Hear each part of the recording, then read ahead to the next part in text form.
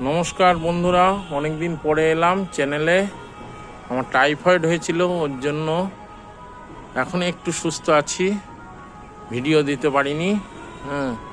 আমি পটল গাছের ভিডিও দেখিয়েছিলাম। এই দেখুন ছোট্ট ছোট্ট পটল এসছে, কিন্তু আমার পুরুষ গাছ নেই।